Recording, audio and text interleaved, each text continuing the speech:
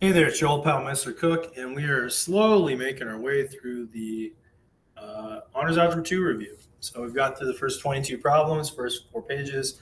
Now we're on the home stretch, so let's get through 5, 6, and 7. So number 5, page number 5. Consider the vector v below. Sketch the graphical representation of negative 3v. So negative 3v is quite literally just multiplying negative 3 onto the components of the vector. So if this is the vector v, here's how I'd write it out. The vector v has the following components. It looks like it's in the x direction, it's going by 1. And then in the y direction, it's going down 1 from the origin. So that's the vector v. Now, if I were to take negative 3 of the vector v, I would just multiply negative 3 into both of the components. So negative 3 times 1 is negative 3. Negative 3 times negative 1 is a positive 3. So here's how the vector looks. It goes to the left 3, 1, 2, 3, and then it goes up by 3, up 3 right there. So it's just going to go straight from the origin all the way up to there. There is the graphical representation of negative 3v if this little vector over here is vector v. Okay, that's all you have to do for number 23. And I bet it'll just be like, if it's multiple choice, they'll probably just have a bunch of different vectors on axes. And, maybe it wouldn't have all this stuff here. You just have like this vector here. That's it. So you just select the one that fits the right description. So graph it out by yourself on a separate sheet of paper and then, match it to the graph that's on the screen. Anyways, next up, a robotic arm is used in a factory to move items. If an item is moved from an initial position of negative 2, 4 to a terminal position of negative 9, 5, what is the vector that represents this motion? So what you do is to find the vector v, you just find the difference in, the coordinates, and that's it. So from the initial position going over to the terminal position. So like all you have to do is just find those two components. So here's what you ask yourself. How do you get from, in the x direction, from negative 2 to negative 9? It looks like you go to the left by 7. So there you go. That's all you got to do, negative 7 to go from negative 2 to negative 9. So from initial to terminal. So next, to go from the initial point 4 to the terminal point 5, what do you have to do? It looks like you only have to move from, to get from 4 to 5, you move over to the right by 1. So you just write 1 there, and that's it in the y direction. So negative 7, 1 is going to be your vector that you get from the initial position of negative 2, 4, going to the terminal position of negative 9, 5. So in other words, it's like this. It's like if you start off at negative 2, 4, negative 2, positive 4, 1, 2, 3, 4, that's like this coordinate here. And then you go over to the terminal position, negative 9, 5. So negative 2, 3, 4, 5, 6, 7, 8, 9. So there's negative 9 now. And then we go up to 5. So just right there. So like that brings us to this coordinate here. So if you start at this point and go over to that point, how far did you go? You went to the left by 7, so negative 7, and then up by 1. So negative 7, 1. That's like what you do. Like what motion do you go through to get to that point? Anyways, all right, so that's that one. And then a force is pulling at a magnitude of 100 newtons and 30-degree angle from the horizontal. What is the horizontal and vertical components of this force? This is a very standard thing that you do in physics once you learn this level of algebra. And it's basically asking you just like, from this vector, just create a right triangle and then find these two side lengths. This is going to be the component in the x direction, which we would call the force in the x direction. And then this is the one in the y direction, so force in the y direction. And just like other vectors, direction does matter. So going up and down, going up is positive, down is negative. Going to the left and right, going to the right is positive, going to the left is negative. Okay, so we just use common trigonometry to solve for this one. So if it's a 30-degree angle right here, and the hypotenuse is 100, right?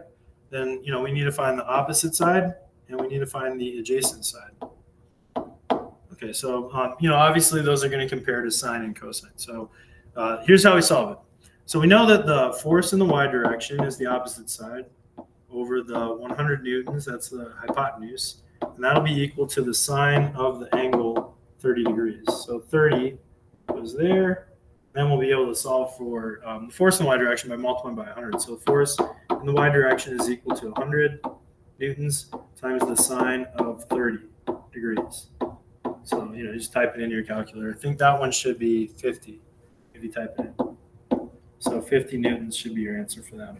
And then in the x direction, so we have the adjacent side and the hypotenuse. So that'd be cosine. So we go cosine of 30 degrees is going to be equal to the force in the x direction over 100. So if you multiply by 100, you get the force in the x direction. That's the component. So 100 times the cosine of 30 degrees. And that should be 50 times the square root of 3 newtons. So if you use your calculator, you'll get some, what do you call it? Decimal value, but it's the same thing. So transform sine squared plus cosine squared equals 1 into 1 plus tangent squared equals secant squared. So yeah, this is just using the Pythagorean theorem. I actually show most of my students just how to do this automatically. So this is just going from one Pythagorean identity to the other. And usually you either have to just divide by cosine squared or sine squared to get this. And in this case, the clue is that you get tangent squared, which is sine squared over cosine squared. So that's the clue. You want to get sine squared over cosine squared. So divide everything by cosine squared, or every single thing by cosine squared, and you'll get the identity. So if you divide everything by cosine squared, sine over cosine is going to be tangent squared. Cosine over cosine is going to be 1.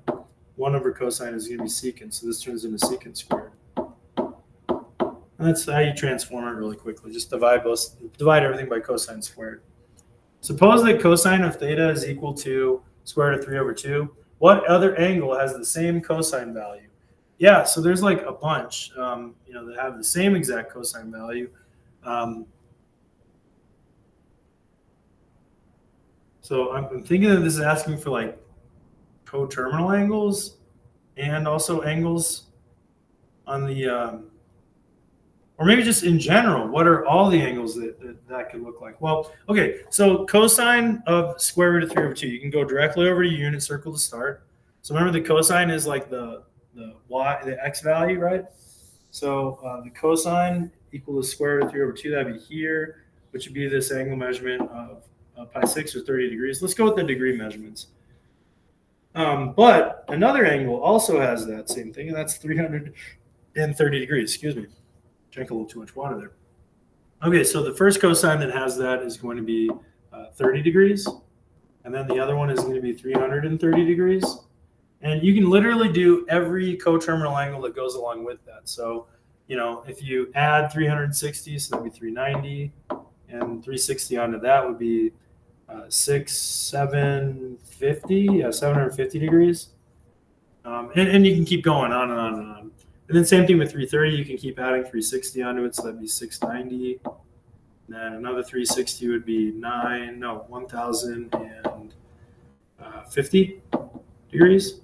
Or you can continually subtract 360. So 30 minus 360 would be negative 330 degrees. And then if you subtract another 360 degrees, that's negative 690 degrees. And subtract another 360, that's negative 1050 degrees. And then, you can subtract 360 from all the 330 degrees too. So 330 minus 360 is negative 30 degrees. And then subtracting another 360 would be a negative 390 degrees. Subtracting another 360 would be negative 750 degrees, and so on. So how can you fast forward this process? Let's say that you've got, select all that apply. Which angles have a cosine that's equal to square root of 3 over 2? Just simply type them into your calculator. All of them should have the same ratio, square root of 3 over 2. So just, pick all the ones that fit that description. Okay, last one on the page. If an airplane heads east at 400 miles per hour, and the wind is 50 miles per hour, is 50 miles an hour south, what is the magnitude of the plane's velocity? Okay, let's see here. All right, so plane heads east at 400 miles per hour. All right, so it's going in this direction. So it's going, this is the component thing, okay? So east is this direction, and it's going 400 miles per hour. And then there's a wind that's 50 miles an hour pointing south. So it's 50 miles per hour, so 50 mph in the south direction. And actually, I should put that over on the tail end of it. Sorry about that.